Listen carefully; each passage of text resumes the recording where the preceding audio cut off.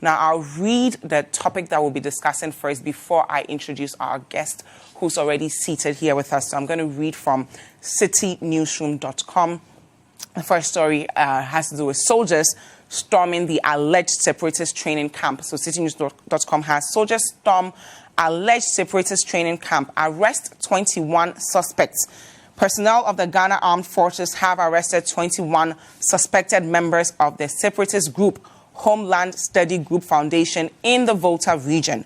The suspects, comprising 20 males and a female, were rounded up at the training camp in a forest in Pervudiu during the early hours of Monday by soldiers of the 66th Artillery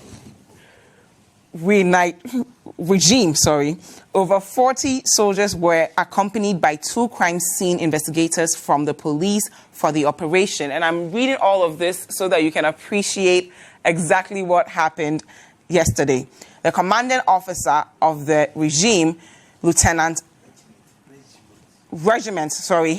the commanding officer of the regiment, Lieutenant Colonel Baba Pantoa, told the media that about 3 other suspected separatists escaped before the arrests were made. The suspects are expected to be airlifted to Accra. So they were airlifted to Accra yesterday. Despite the conclusions of the investigations, the colonel was adamant that the persons arrested were part of the separatist movement. So I'm going to quote what the colonel said. What were they doing here around 2 a.m. in this thick forest? We are convinced they are members of the movement, but further investigations will establish other facts. So this is the largest arrest of suspected separatists since December 2019, where 18 men were arrested. So what do we make of all of this, right? Are these people actually serious about separating themselves from Ghana? Is this the way to go about it, or should they listen to what Captain Su had to say about going to the UN and doing it the right way? How many, Voltarians actually are in solidarity with what they are doing, and should we tame them quickly before all of this gets out of hand? So my guest is going to help us appreciate this further. I have been joined by Akwasi Boateng-Boamah, who's a legal private legal practitioner. Good morning. Good morning. How are you? I'm fine. Thank you so much for being with us. You're welcome. What do we make of this Western Togoland training young people in their so-called army? Should we take it seriously, or is it another thing we should just make fun of on social media and move on? I think, Dziffa, thank you very much for the question. But then I think that this has been an issue that has been lingering on, and then we don't seem to attach much importance or attention to it until now that we are beginning to realize that indeed these people mean business. Because initially, when the leader, Papa V, was arrested, I think he was pardoned along the line, and then he resurfaced.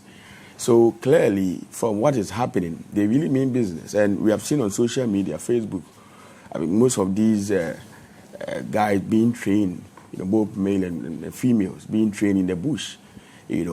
So clearly it's a demonstration of what they want to do. And we as a people must take them serious.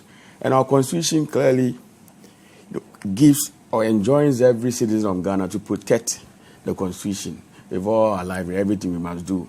And it even protect us in that sense. So it's incumbent upon all of us as citizens to be able to ensure that these people are dealt with by the full rigors of the law. Other than that, we might look at it from a lighter perspective, and then by the time we realize, they can take us by surprise. I wouldn't be surprised that there are some underhands, some people, known faces behind them, who are because they couldn't have done all these things without financial support. So clearly there is some sense of seriousness in what they are doing. We cannot take it for granted because they are more or less trying to subvert the constitution, the will of the people. As a country, we have a means that have been prescribed by our constitution to go about our country life. We have legitimate elected government, and then the sovereignty of Ghana. Everything is in the constitution. So if we have people trying to subvert the constitution, then the laws of this land must deal with them. Because if you are not careful and we keep entertaining them or under the guise that, oh, this man is old, there's nothing that he can do. That is not it. The last time I appeared on your show, I stated that Mahatma Gandhi, at his age, was very old, but was able to carry out an idea that up to now still lives, and people still buy into it. So it is not about age, it's about your ability to convince people to buy into what you want to do. So we should take this matter very serious this time around. It should be named in the bar so that it doesn't resurface. It seems we seem to be dealing with it in a manner that doesn't show much of more of a serious kind of approach. We are not doing that. And so for me, I think that there is the time that we must put a stop to it. These people must be arranged from the information that we are all gathering. Look as if they have enough evidence to adduce in court. Because until some of these are prosecuted and then convicted, it will serve as a deterrent to others to stop. Because we are looking at it from, as I said earlier, a perspective that we can't take that they are joking, they can't do anything, but they are really bent on taking certain actions that are inimical. Have we taken this issue lightly because the leader is an old man, or do you think we've attached the urgency that we would have attached to it if he had been a younger guy? I think so. I mean, that's why I said earlier that ideas, propagated ideas, is not a matter of whoever is at the center, whether old or young. It's about a person's ability to be able to do it in such a manner that it will sound more convincing. And that is what he's doing. You can see that they have done a lot of underground works before coming out. And they, according to some of what we heard, they even done some form of consultations, through those particular regions, trying to see the traditional leaders to come back for support. Most of them objected to it. So in an instance whereby we have the two political parties, the MPP and DC leaders, I remember Okujoto came out, Honorable Okujoto, to condemn such act that we shouldn't be entertained. So it's high time we dealt with them in a manner that will serve as a deterrent to others, so that nobody will be motivated in any way. We don't know the motivation, whether they are being given some money or they have genuine concerns or whatever it is. So I think this is the time that we must completely clamp down on them and then ensure that they are dealt with the laws of this land. Mm-hmm. Other than that, we will arrest them and they will go back, and then it will happen. It will get to a time that we might not be able to help it anymore. They can pull a surprise because they have demonstrated beyond all doubt that they really mean business. Mm-hmm. So this is the time to ensure that these people are dealt with. Mm-hmm. Because until some of the activities pop up on Facebook, that is where people started, raising some serious concerns. And now, they have been there for a very long time. I think for almost 2-3 months now. Mm-hmm. We have seen the pictures. So, they are wearing these military, dresses and all that stuff. We ask ourselves, where do they get them from? Who is even training them? Yeah. Are they being trained by qualified, security men or what? And then before, we can't even assume that they are operating under some private security, setup. Because I don't think such arrangement is even there. That's why I said earlier that there's enough evidence this time around. And I understand that they have been arraigned before a court of competent jurisdiction or so, charged with, treason and other stuff. That is a good step. They should continue to monitor them. Initially, people were thinking that the security agencies are not doing much because they were not seeing the measures they put in place. But we and now might not be, can tell exactly. We and now might not be able to determine the modus operandi that we want to deal with the people. But then we are beginning to see some results. So I think that it's a good step that we should continue with it by taking them to court and then making sure that they are able to adduce enough evidence and then prosecute them. Okay, so yesterday, my colleague Anna Seidu was actually there speaking to some of the people who are alleged to have been part of their security forces, the people they are training. And these young people said things like, we were just in Accra and they recruited us and we paid 800 cedis and we were there. So how vulnerable are our young people to these kinds of groups? At least this one is just TOGOLAND. What if it had been a terrorist group? Yeah. The ease with which they were able to even recruit these young people, is this something we should be looking at critically? I think the issue of unemployment has to do with some of these issues, and I doubt whether indeed they don't know the intensity of what they seem to be engaging in, which is contrary to the laws of our land. So I think that in as much as we are trying to attribute it to unemployment, the people themselves who are involved I don't seem to really buy into what they are saying. They seemed as though they might have been victims themselves. They had no idea, according to them at least. So what were they told? That they were going to be part of some military training of some sort. But I mean, clearly you know that. And once they got there, they were outnumbered. And so they have no options. I think it's maybe an excuse that they have, it's a machination. Maybe they've sat back to think about what they should say when they are arrested, because there is something going on, and this is well planned. I really don't want to buy into this. As a lawyer, I don't think I don't have enough evidence to be able to accept that what they are saying, until maybe we are able to have contrary view of the people themselves who even got them there. Okay. But I still don't think that it's really a justifiable one to be engaging in such act. Okay, thank you very much. We've also been joined by Nana Yaw Akwada, who is the Executive Director of the Bureau of Public Safety. Good morning. Good morning. How are you? Fine, thank you. Thank you so much for being with us. Thank you. It's good to be here. There's a lot of traffic in town this morning.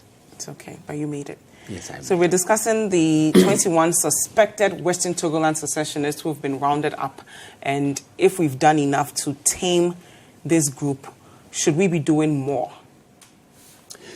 Well, let me say good morning to your viewers. I think we must understand, in all the submissions, I think I just had the closing submissions of my friend here. We must understand that nothing in this world is forever. In 1945, there were just about 55 countries in the world. Fast forward 2019, we have 230 countries. Those were all spearheaded by secessionist movements. Let's situate it in context. People want to identify with so many things. It could be linguistics, it could be cultural, it could be ethnic, just skin color, and so on. Gender, and so on. And as long as the world continues to live on, that desire for people will be there to identify with a unit, with a body based on some peripherals. In fact, some of them nonsensical, but they still want to be identified in those units. Where we have such secessionist movements coming up, it is important that the state acts as a unifier. The state acts strategically. In my opinion, in reference to this Western Togoland movement that's going on, a secessionist group, that we are trying to tie down, government has not been strategic. How so? Yeah. Look, if you have been to that area of the country before, especially getting to the border, okay, let me start from politics first. We have occasionally, especially is the issue becomes very pronounced in election years, where some members of that community are, referred to as non-Ghanaians. You go there and go and check. Sometimes you can cross the border into Togo and they accept cities. You cross the border into Ghana and they accept SEFA. There are people who live, across the boundaries on daily basis. So the lines are blurred a bit. The lines are blurred. What has successive governments done regarding this? But this isn't an issue of people wanting to go to Togo. No. It's a completely different thing. If you felt as though you identify more with the Togolese, but we want to leave Ghana, we have them different. Occasionally, their nationalities being challenged. Yes, especially when they have to vote. Absolutely. That itself constitutes a basis for people to want to secede from a bigger unit. And from Western Togoland. And Ghana is not a country that you can say, okay, for instance, in Nigeria, you are Yoruba, you only speak Yoruba. You are Igbo, you only speak Igbo. It's blurred. I'm aware. I'm sitting here. So, I speak Tree. It's so blurred to a point where you can't identify with just your tribe. So how does that make sense to want to separate yourself from the rest of the country? When I say government is not being strategic. How so? You could move in there and keep arresting people suspected of being part of a movement, suspected of being part of a new army being raised from time to time. But until you take steps to define the lines clearly and know who belongs to what and who belongs to the state, you will continuously have people feel alienated from the bigger unit. And when they continuously feel that way, there will come a time when you want to say, okay, we don't want to be part of this anymore. We identify with X, and so let's go and form X. People want to raise their own flags. People want to have their own anthems. In this 21st century that we've developed so much, people in this Ghana want to raise their own flags. Sorry to cut in. I think that, in as much as you have raised some legitimate concerns, there are historical underpinnings to this whole thing. That is the Kwame Nkrumah and the public side and other stuff that happened. So I think what you are raising you have got nothing to do with that border alone. It even cut across to the north. The issues with the Burkina Faso. So, exactly. So I think you've raised issues, which to me, but then what you just raised cut across most of the border, countries. So I don't think it's really a very serious, a strong case for them to want to separate. In any case, the people that have been recruited, most of them are even taken from Accra and stuff like that. Yeah, so what do you actually make of that? And Captain Sowu also saying they should petition the UN if they want to separate themselves as opposed to going this military style. It always starts from somewhere. I just want to refer you to what happened in Spain a couple of months ago. Did we see a UN petition in the early stages? It was rather in the latter stages. So it always starts from somewhere. What me, for instance, wants to see the government do is the government to put in a strategy other than just moving in, effecting arrests every now and then. It's good. It's good that you move in when people are being trained, you effect the arrest, clamp down, shut down the training camps. But because we are a sovereign country, we need to protect our sovereignty. Absolutely. But it must all be part of a bigger strategy. And that strategy for me is lacking. What should that bigger strategy? Is it dialogue with them? Sorry to cut. I don't think you and I might not be privy to what they are doing behind the scenes. But why not? Security-wise. Because we started complaining some time past that nothing has been done. But here's the case. They've been able to, how they even managed to locate them. And then they are able to arrest as many as 20. According to the report, only 2 of them were able to escape or something like that. So clearly you might not know, unless maybe you are privy to certain informations. And these are security matters. So but I think what he's saying is maybe a holistic... That's what I'm saying, that until Dziffa, we are able to have such information or you get to the right person to solicit for such information, you can't make that conclusion. Well, the point really is, I do not want to really interrupt you, but the point really is, if there is a bigger framework, we need to know. The issue of everything, security is supposed to be secret. It's sometimes rather injurious to the efforts that the security sector or the security leaders themselves make. Look, in this era, the more the people know, the better.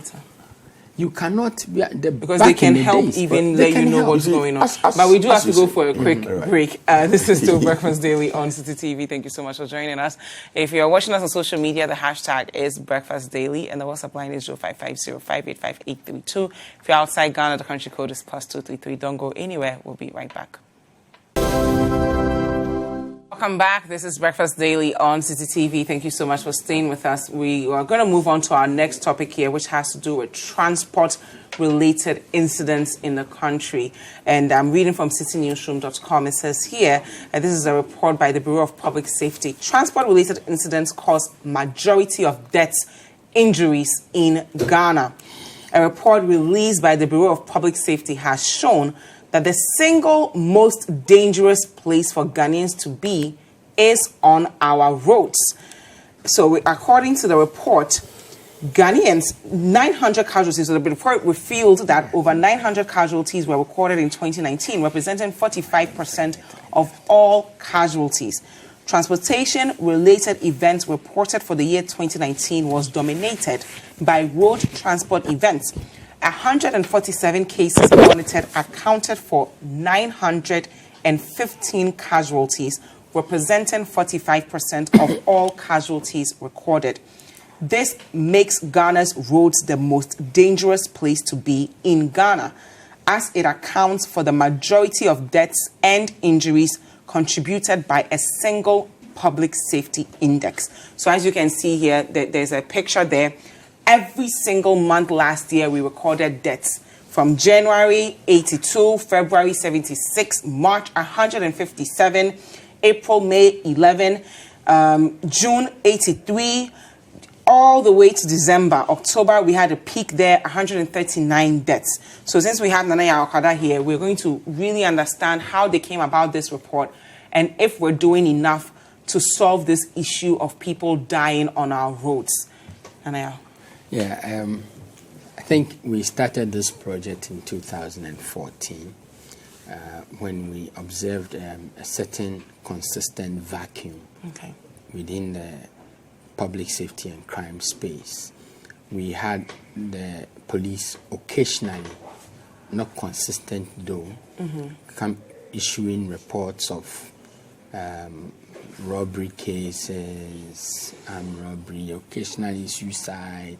And then we had Ghana National Fire Service also doing same, Road Safety Authority doing same. And we decided that, well, as a bureau concerned with issues of public safety and security, why don't we fill in the space somehow? It was a back-to-back thing, but eventually we decided that we're going to dwell on reportage. So we initially selected 7 news portals, and all those news portals were associated with known television and radio stations operating under the guidelines of the National Media Commission in Ghana. And then we inched it up to 10. We were looking at 10 index, if you like, 10 indicators, of which transportation-related events is one, violent crime, fires, workplace incidents, police brutalities, police officer casualties, civil disturbances, and then general. I'm not too sure if I've gone. Police arrests came in 2019, and general incidents. So these are the 10 indicators that we monitored across 10 news portals on a daily basis, including weekends and holidays. We started this, and in 2017, we issued our first report. It was actually launched at the British Council, where we had the chairman of the Parliamentary Select Committee on Defence and Interior, a couple of the embassies or high commissions of foreign countries came in there, including the police also. So we launched it, and since then we've tried to issue periodic reports. So if you take 2019, we did the first quarter, second quarter, third quarter, and of course the fourth quarter is what we just released as the year's annual report. So that's what we've been doing. When we monitor a story, we keep it and validate it over a 72-hour window. So it's not as if we just picked it and you run with it. Stories from portals and just logging them into our database. After 72 hours, we validate these and then we log it into our database. And then we review these stories, try to make sense of trends and analyze a few things, and then eventually we report to the public.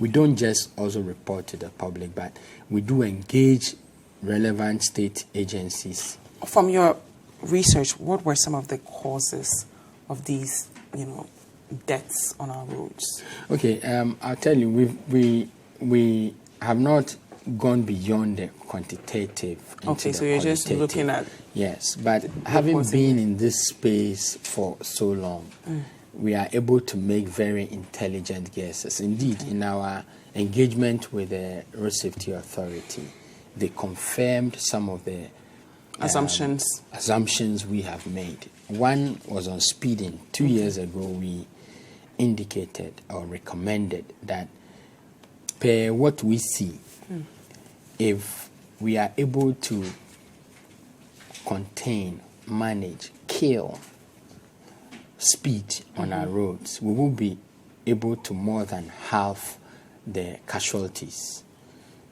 In our engagement with the Road Safety Authority, they confirmed it, just a week ago, that per study that either they have conducted or commissioned someone to conduct, speed compliance, national average in those countries, less than 5%.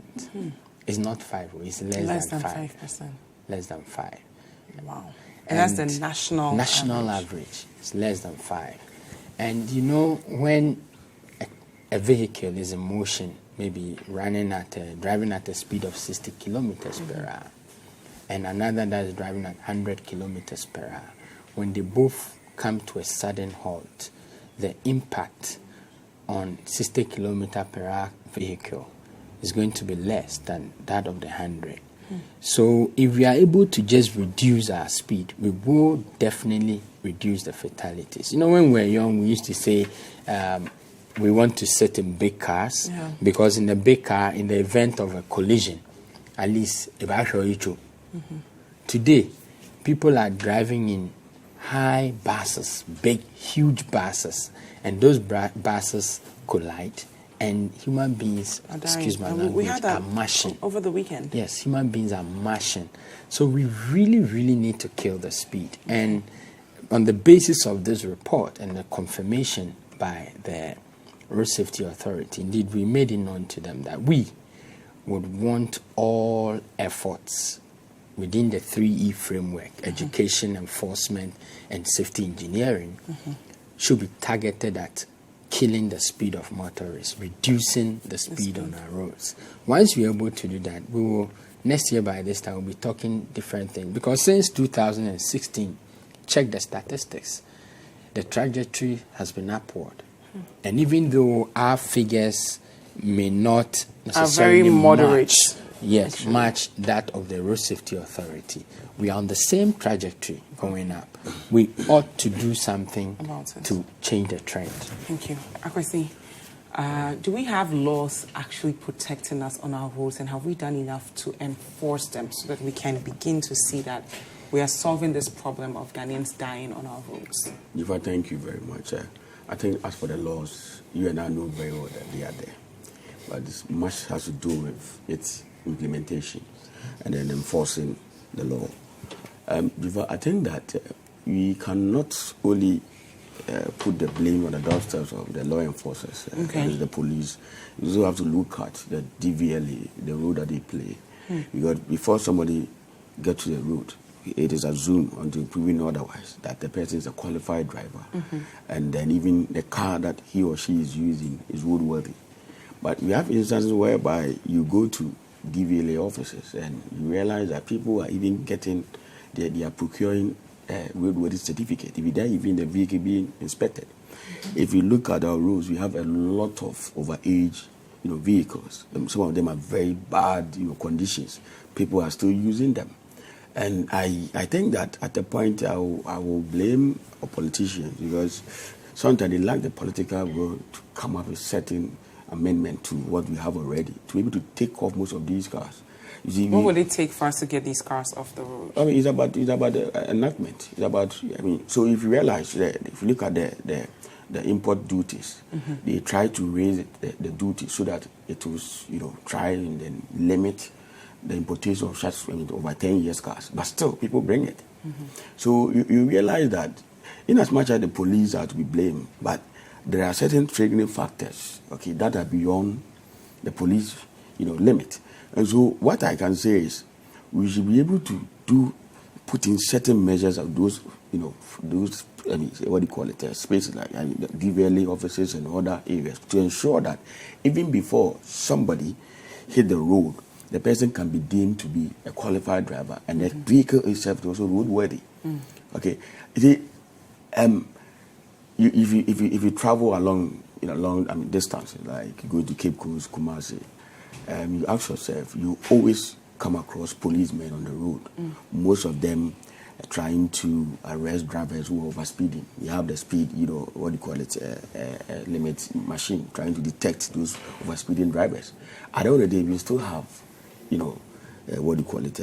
accident on our road. Do they actually arrest the drivers? Because every time I've traveled to Kumasi or Takoradi, yes, the policemen just want money from the drivers, and it's the driver just will be right back.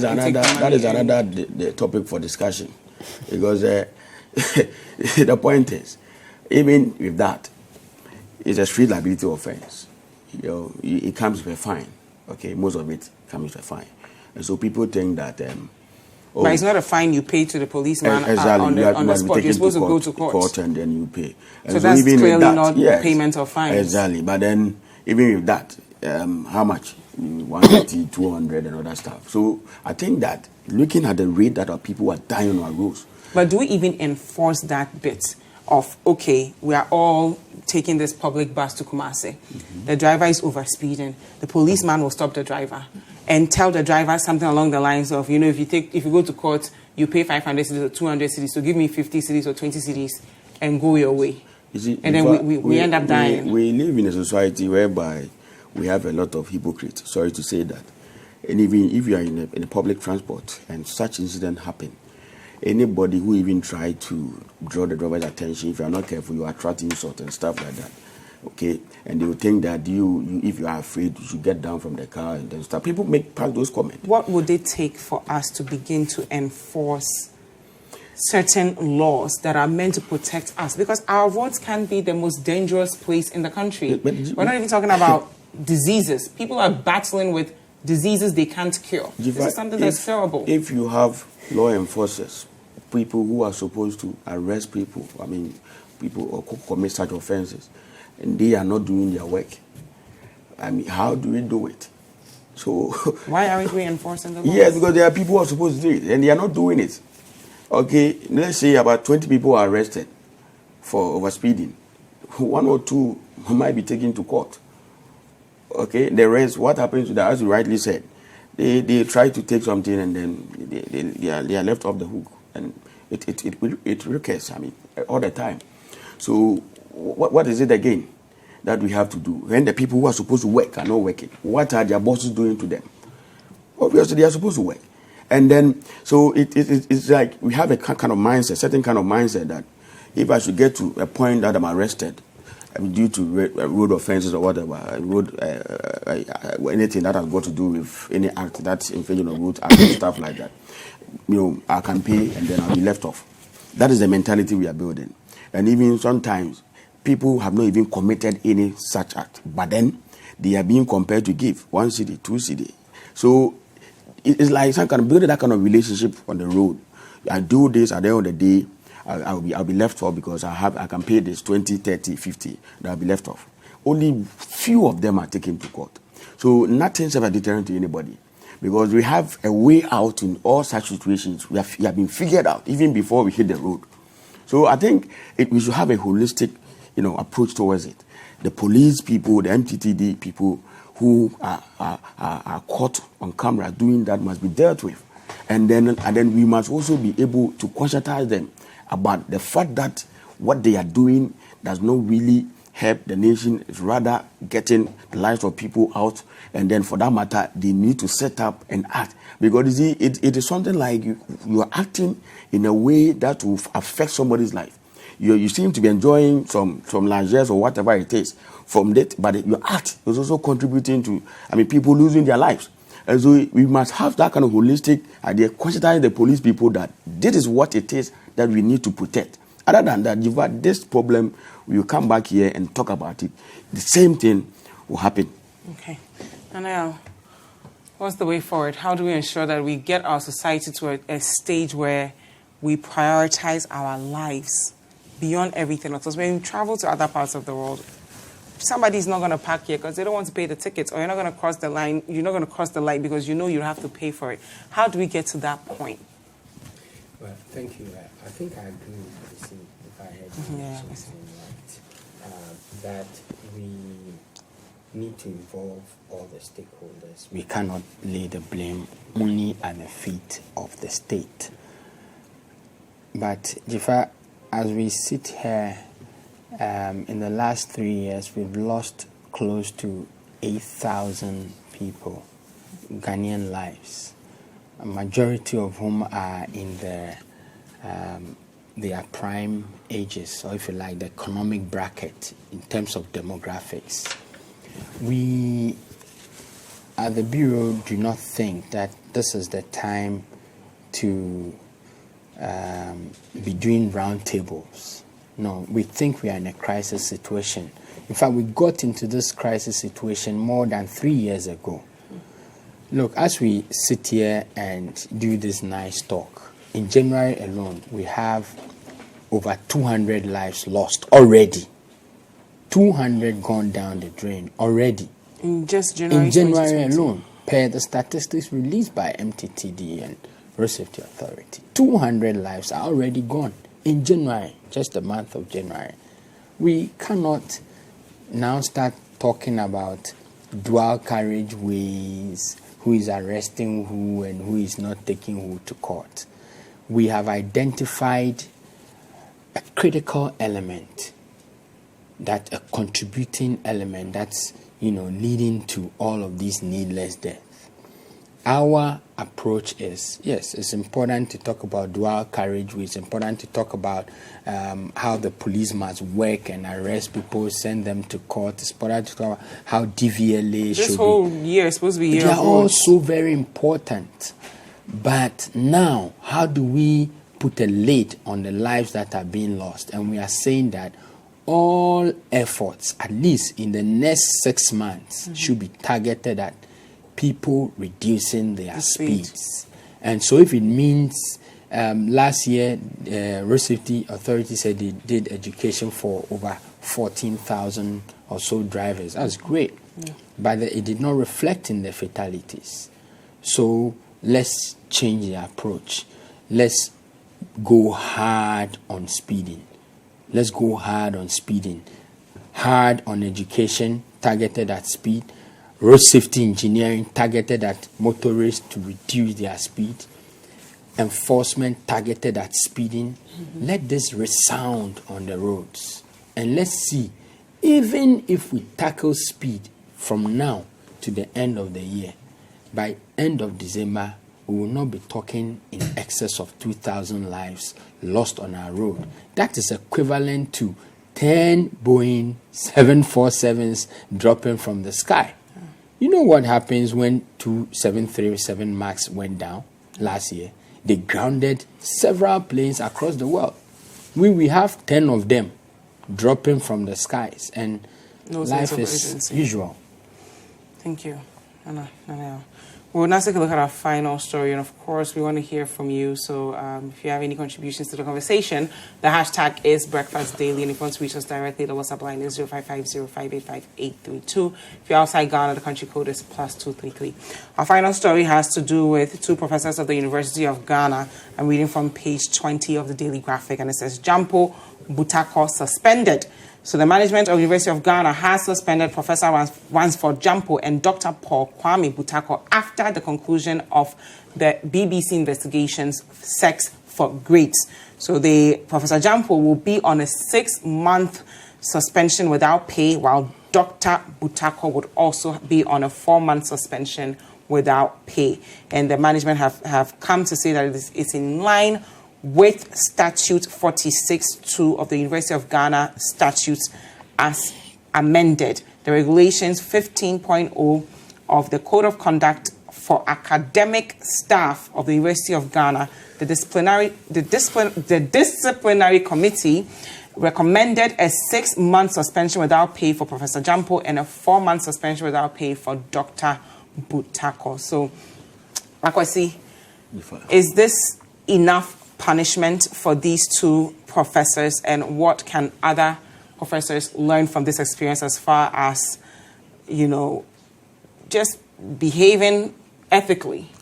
I think that you must look at it from the legal point of view. Yes, which is why I'm asking you, the lawyer. First of all, I mean, the university has acted in line with what the statutes say. They established a committee to be able to determine whether there was a prima facie evidence to that effect that they have misconducted themselves one way or the other. And then the committee said that yes, they've done that. I think they went by, I think 42-1. Is it 46-2? That is the punishment. Okay. That is the There's punishment. another one. But then the act itself that they use was 42-1. 42-1 something. Okay. And then they said that if somebody, what do you call it, in the course of engaging in a vexatious conduct directed at one or two persons, okay, and then it continues with other reasons, that is unwelcome to the university. So as whether what they did is unwelcome to the university is subject to various interpretations. And so that's why maybe they are saying that the punishment is a bit harsh, because it's a matter of interpretation.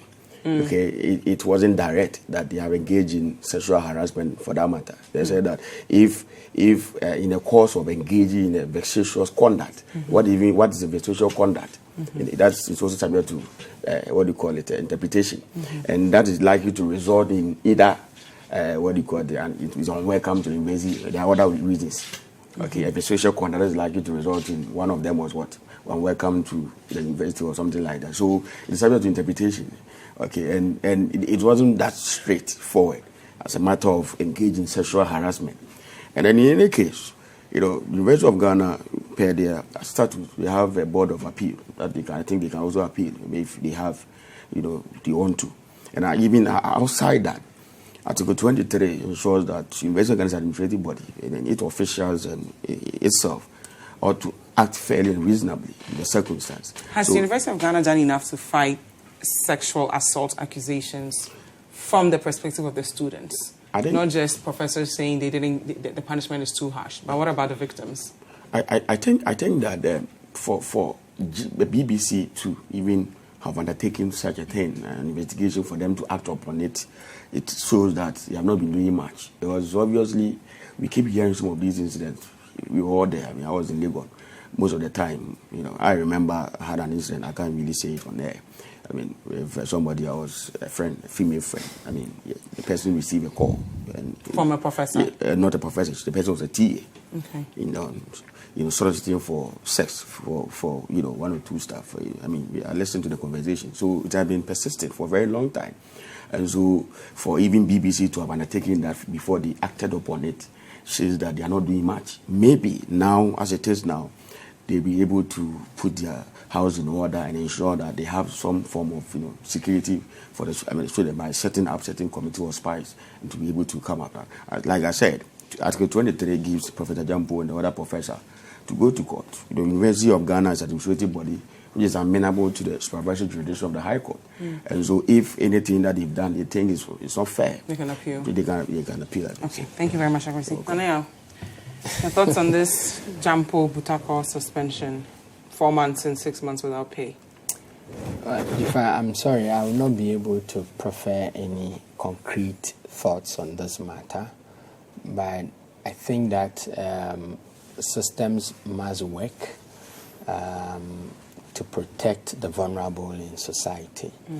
And so if in the opinion of the university, they think that the conduct of these two professors did not, overall act, in sync with their ethics, and thus have decided to impose some punitive or corrective actions against them. Who am I to prefer any lay person's view on them? My friend here is talking law. But as a potential father of a daughter who might end up going into such an institution, that's where I'm coming are from. these the kind of people you would want to? And I mean, there are still allegations, but if this is the culture of a higher institution, would you want your child to learn there, your daughter to learn there? I still would not want to answer your question. I would want to still say that we must have systems that protect the vulnerable. That's very key. You know, we can muddy this discussion when we start going into, some of the ladies too, they like it. But a victim is still a victim, right? Yeah, that's the point. As long as there's a power play, can you really say, because the victim likes it, it's okay for the perpetrator to keep doing it, especially someone that's supposed to protect them? Well, you have said power play. I did not mention power play. If you have a student and a teacher, what's that play? You have not seen student-teacher in... we're in this country when we're talking kitchen stools. They're still minors, right? Absolutely. Even if she's on a kitchen stool, she's a minor. She doesn't know any better. Or you don't think so? So Dziffa, I would not want you to push it. Otherwise, I get into trouble both at home and in the office. But the point I'm trying to make is we need to have systems that protect the vulnerable. And those systems must work. Even the eyes of the university, the system they have put in place was violated, and thus have taken actions. I think I will support it any day. Okay. And I want to rest it there. Sad for the people involved. Professor Gyampo, I know him from a distance. He's a fine man. It's very unfortunate. But I hope that he rises from that. And most alleged sexual predators are usually fine people in society. So thank you very much. Nana Yaw Akwada is the Executive Director of the Bureau of Public Safety, and Akwasi Boateng-Boamah is a private legal practitioner. We've received some messages from you, so I'll try and read them briefly. Olanyo Nakwetia says, we are solidly behind the government to bring these Western Togoland separatists to book. Taliban's Al-Shabaab, Boko Haram, all started this way, and now these countries are unsafe. The government should, as soon as quickly, set up a military camp at their various training grounds. Okay, we received more messages from you, but we have run out of time. Thank you so much for staying with us. We hope you've enjoyed the show. Make sure you subscribe, like, comment, and share with your friends. This is Breakfast Daily on Citi TV. Join the Breakfast Daily team Monday through Fridays from 7:30 a.m. to 10. Join us for breakfast daily, only on Citi TV.